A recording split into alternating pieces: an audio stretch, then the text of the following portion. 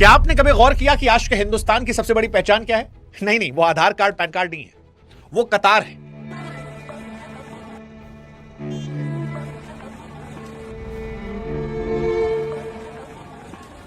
देखिए, हम विश्वगुरु बने या नहीं यह बहस का विषय हो सकता है, लेकिन हम लाइन प्रधान देश बन चुके हैं, इसमें कोई बहस नहीं। मतलब हमारे देश में स्कूल से लेकर कॉलेज तक, अस्पताल से लेकर रेलवे स्टेशन, बस स्टैंड तक हर जगह कतार है। हर जगह सरकार कोई फैसला ले ले नोटबंदी जैसा तो कतार है, दुनिया कोई आपदा आ जाए कोविड जैसी तो कतार है। कतार ही कतार है और इस कतार को ही हिंदुस्तान ने समाधान मान लिया है। और यही वजह है कि जब ईरान और इजराइल के बीच में युद्ध छिड़ा तो हिंदुस्तान जो है एक बार फिर कतार में दिख गया। इस बार कतार गैस सिलेंडर की। और यही सवाल उठा कि यह कैसी विडंबना है कि एक हाथ में 5G स्मार्टफोन है तो दूसरे हाथ में उसी देश में एक गरीब मिडिल क्लास आदमी 14 किलो का सिलेंडर कहीं कंधे पे लिए तो कहीं सिलेंडर के ऊपर बैठे पिछले 3 दिन से तपती दोपहरिया में अपना इंतजार कर रहा है। ये कैसा देश है जहां पर गैस की बुकिंग तो 1 सेकंड में हो जाती है मोबाइल में, लेकिन डिलीवरी में हफ्तों लग जाती है। जहां हमने उज्ज्वला से धुएं से मुक्ति का सपना देखा, वहां पर गरीब आदमी, मिडिल क्लास आदमी की इज्जत जो है आज सिलेंडर के नाम पर सड़क पर क्यों नीलाम हो रही है? लड़ाई तो इजराइल, अमेरिका, ईरान की थी। मिसाइल जो है वो तेल अवीव में गिर रही थी, लेकिन क्या उसका असली धमाका हमारे ही घर में हो रहा है? क्या दुनिया में कहीं और भी हो रहा है, या हम ये मान ले हम ही सबसे नुकसान हो रहा है? क्योंकि हमारे यहां तो अयोध्या में राजा राम की रसोई जो है वहां भी ताला लटक गया। हमारे लखनऊ में कुछ लोग आदिकाल में चले गए, उन्होंने कहा कि भैया ये सिलेंडर का सिस्टम है, खत्म करते हैं, वापस चूल्हा बनवाओ। चूल्हा बनेगा, लाइन में लगने बच जाएंगे। और यही सवाल उठा कि एक तरफ हम चांद पर पानी खोज रहे हैं, दूसरी तरफ 80 के दशक वाली तस्वीरें। क्या ये कतार हमारी किस्मत है या पूरी दुनिया के साथ ये हो रहा है? और अगर दुनिया के साथ हो रहा है तो क्या हमारा सिस्टम इतना कमजोर था कि 1 हफ्ते की जंग नहीं झेल पाया? या फिर हमारे देश के अंदर कुछ महान लोगों ने कालाबाजारी कर ली, और कर ली तो मोदी जी क्या कर रहे थे? वो जमाखोरों पर डंडा क्यों नहीं चला रहे? आज जो देश कतार में, हमें लगा कि इस मुसीबत को उठाते हैं और तैयारी और हकीकत का धुआं आपके सामने कर जाते हैं।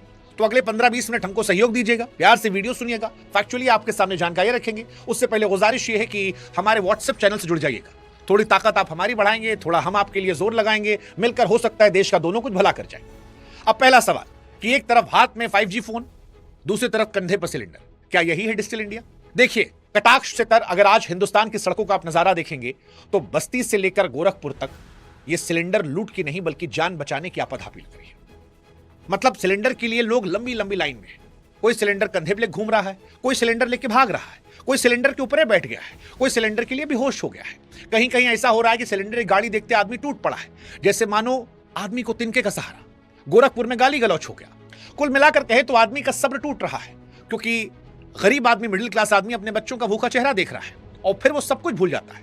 जिस जगह नोएडा में हम रहते हैं वहां गैस गोदामों पर सवेरे 4 बजे से भीड़ है, और इसको देखकर हमको 2016 का नोटबंदी वाला दौर याद आता है।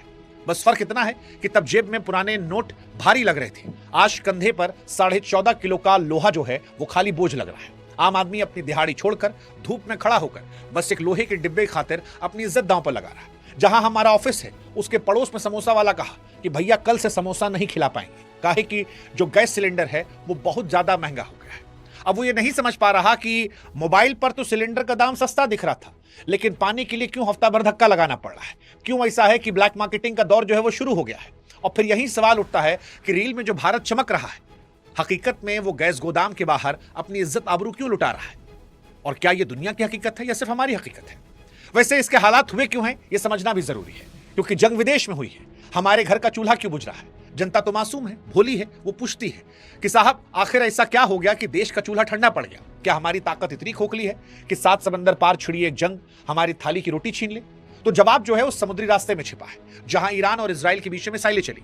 इसे हॉर्मुज की जल संधि कहते हैं। हमने आपको पहले ही बताया था कि हमारा देश जितना गैस जलाता है 60% हिस्सा उन्हीं जहाजों के जरिए आता है। अब चूंकि ईरान वाले मसले पर हमने खुलकर स्टैंड तो लिया नहीं, अब वहां पर ईरान जो है वो अपने हिसाब से मामला टाइट कर रहा है। आज एक जहाज को ईरान ने और उड़ा दिया, कई जहाज वहां खड़े हैं। तो जहाज वहां खड़े तो ना वहां से गैस आ रही है और ना यहां सप्लाई हो रही है, और इसकी बड़ी वजह से आम आदमी जो है वो परेशान हो रहा है। मिसाइल वहां गिर रही है लेकिन उसकी आंच हमारे देश में मध्यम वर्ग को जला रही है। और अब यहीं से सवाल है कि क्या अब आगे की कहानी जो है वो भगवान भरोसे है? हमारा बैकअप कहां पर है? और सवाल यह भी कि क्या जो तस्वीरें भारत में आ रही ये पूरी दुनिया की हकीकत है? क्या दुनिया भर में ऐसे गैस को लेकर मारामारी है या सिर्फ हिंदुस्तान में? तो क्या सिर्फ हिंदुस्तान लाइन में खड़ा है? इसका जवाब है नहीं। लेकिन हां, हमारे यहां की चोट ज्यादा गहरी है। यूरोप से लेकर एशिया तक वो तमाम देश जो खाड़ी देशों के तेल गैस पर निर्भर हैं आज परेशान है। दक्षिण कोरिया, जापान में भी हड़कंप है, लेकिन वहां का सिस्टम हमारे जैसा लाचार नहीं। वहां सरकारों के पास महीनों का इमरजेंसी स्टॉक होता है। हमारे यहां दिक्कत यह कि हमने जनता को गैस का आदी बना दिया पर संकट के समय की तैयारी नहीं की। अब पाकिस्तान और श्रीलंका वाला बात हम नहीं करेंगे क्योंकि वहां तो रोज का मांगने खाने का हिसाब किताब चलता है, तो उनसे तुलना नहीं करते हैं। हम तुलना उनसे करते हैं जिनको हम बता रहे थे कि हम विश्व की तीसरी सबसे बड़ी अर्थव्यवस्था बन गए हैं। अब सवाल यह है कि ये दावे के बीच में अगर एक हफ्ते की सप्लाई टूटने पर सिलेंडर की महाभारत हो गई है तो फिर क्या चिंताजनक नहीं है? हमारे पॉइंट ऑफ व्यू से, हमारी तैयारी के हिसाब से ये ग्लोबल संकट है, लेकिन भारत में इसे संभालने का तरीका फिलहाल नजर आ रहा है। दुनिया के बड़े देश इस वक्त वैकल्पिक रास्तों पर काम कर रहे हैं और हम आज भी इस बात का इंतजार कर रहे हैं कि जंग रुके और हमारे घर में चाय जो है वो गर्म हो, पड़ोस में जो हमारा दुकान वाला है वो हमको समोसा छान के दे। हालांकि इसमें सारी गलती उस युद्ध की नहीं है, सारी गलती सरकार की तैयारियों की भी नहीं है। एक खेला और है, कालाबाजारी का खेला, जिसने मिडिल क्लास की बलि हमेशा चढ़ाई है। देखिए, जहां मुसीबत आती है वहां सिस्टम के गिद्ध सबसे पहले मंडराते हैं। गैस एजेंसियों के पीछे का नजारा देखिए, बाहर बोर्ड पर लिखा स्टॉक खत्म है, लेकिन रात के अंधेरे में वही सिलेंडर 2000 से 2500 में ब्लैक में बिक रहा है। ये कालाबाजारी अचानक नहीं है, ये सिस्टम की उसी छेद से निकलती है जिसे भरने का दावा हर साल होता है, जिसको लेकर कहा गया था न खाएंगे न खाने देंगे, लेकिन ये लोग खा रहे हैं। ये लोग नोटबंदी में भी खाए थे, पीछे से पैसा निकाल के, ये लोग यहां भी खा रहे हैं। और इससे सबसे ज्यादा प्रभावित होता है मध्यम वर्गीय। देखो बाबू, अमीर को फर्क नहीं पड़ता, वो ब्लैक में खरीद लेगा। गरीब आदमी अपनी किस्मत मानकर बैठा है, उसको कुछ नहीं मिलेगा, वो कंडा लगा जला लेगा, लकड़ी तोड़ के जला लेगा, थोड़ा बहुत खाएगा, मस्त रहेगा, बैठ के गप लड़ा लेगा। लेकिन फंसता है मध्यम वर्गीय आदमी, क्योंकि मध्यम वर्गीय आदमी को अपनी इज्जत प्यारी होती है, ना तो वो कायदे से लाइन में लग पाता है और ना बिना गैस के घर पे मैगी खा के जी पाता है। उसकी इज्जत उस खाली सिलेंडर के साथ सड़क पर नीलाम हो रही है। उसको समझ नहीं आ रहा कि वो दफ्तर जाए या गैस की कतार में खड़ा हो जाए, बच्चों की फीस भरे या ब्लैक में गैस खरीदे। उन पिताओं की आंखों में देखे जो रात के 2 बजे सिलेंडर लेकर लाइन में खड़े हैं ताकि सुबह बच्चों का टिफिन बने। सवाल यह है कि आखिर सरकार का डंडा जमाखोरों पर क्यों नहीं चल रहा, जो संकट के समय चांदी काट रहे हैं और जो आपदा में अवसर तलाश के पैसा कमाना चाह रहे हैं। यह सवाल बड़ा महत्वपूर्ण है क्योंकि तस्वीरें जो आ रही है परेशान करने वाली। जैसे लखनऊ में मिट्टी का चूल्हा जब दिखाई पड़ा तो यह सवाल उठा कि क्या डिजिटल इंडिया अब वापस एंशिएंट इंडिया में जा रहा है। लखनऊ से आया वीडियो देखिए, जो शहर अपनी नजाकत स्मार्ट सिटी के लिए जाना जाता था, आज वहां के चाय वाले और ढाबा मालिक फिर से मिट्टी की अंगीठी और लकड़ी का चूल्हा सुलगा रहे हैं। अब यह तरक्की नहीं है, यह इतिहास का उल्टा घूमना है। जिस उज्ज्वला योजना से धुएं से मुक्ति का वादा किया गया था, आज वही हाथ मजबूरी में फिर से लकड़ी और गोबर के उपले तलाश रहे हैं। सिलेंडर अब सिर्फ लोहे का खाली डब्बा दिख रहा है। गांव देहात में चूल्हे बरसों पहले ठंडे पड़ गए थे, वहां फिर से धुआं उठना परेशान करने वाला। हम 5G का जिक्र करते, लेकिन हकीकत यह है कि एक युद्ध ने हमें वापस फुकनी और कोयले वाले युग में धकेल दिया है। यह सिलेंडर की कमी से ज्यादा हमारी दूरदर्शिता, हमारी तैयारी कमी को दिखाता है और हमारे देश में कालाबाजारी, करप्शन को भी एक्सपोज करता है, और इससे भगवानों नहीं बचे। हाँ, इजराइल, अमेरिका, ईरान युद्ध ने भगवान को भी नहीं बख्शा है। कतार में सिर्फ इंसान नहीं है, भगवान के रसोई पर भी ताला लगा दिया है। हाँ जी, हमारा देश वैसे कतार में रहने का आदी है। हमने पहले ही बताया कि चाहे अस्पताल हो, बस अड्डा या फिर रेलवे स्टेशन, हर जगह हम कतार में होते हैं।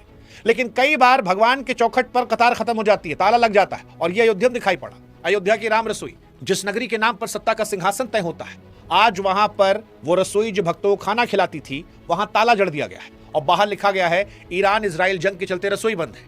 यह हमारे पूरे सिस्टम की पोल खोलता है। ये जो पोस्टर रसोई के बाहर लगाया गया है, यह गवाह है कि हम अपनी बुनियादी जरूरतों के लिए कितने लाचार हैं।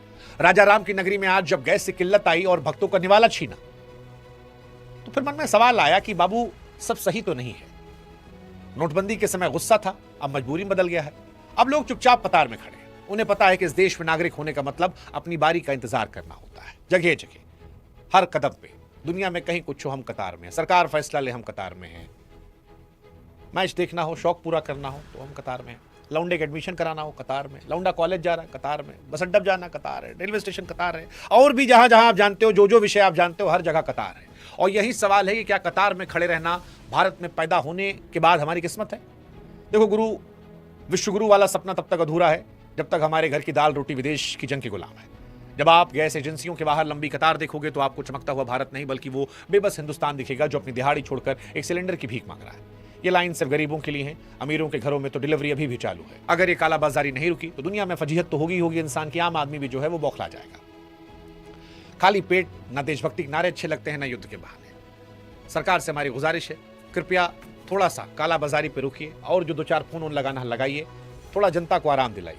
मतलब हमारा समोसा हमको ना मिले हमारे पड़ोस वाले के यहाँ से चल जाएगा, हम बर्दाश्त कर लेंगे, लेकिन बाकी देश में दाल रोटी पानी तो मिले। मिडिल क्लास आदमी सबसे पहले परेशानी को झेलता है और नियति नहीं मान लेते इस कतार को। मतलब हमें गर्व करना चाहिए कि हम हिंदुस्तानी हैं, 140 करोड़ भारतीय हमारी ताकत है, इस पर गर्व करना चाहिए, ये हमारा कमजोरी नहीं बनना चाहिए। उम्मीद करते हैं कि सरकार इसको समझेगी और कतार से निकालकर चेहरे पर मुस्कुराहट बिखेरेगी। कैसे बिखेरेगी पता नहीं, एक हमने बता दिया, कालाबाजारी पर रोक लगाई, क्योंकि अभी भी हमको लगता है कि उतना समस्या बड़ा नहीं है जितनी बड़ी समस्या कालाबाजारी ने बनाई होगी। और उसके बाद मिलाइए फोन रशिया वाले को, थोड़ा चाइना वाले को भी, थोड़ा सा ईरान वाले को भी, कि बाबू वो थोड़ा सा छोड़ो ना, हमारा आपका तो पुराना रिश्ता है।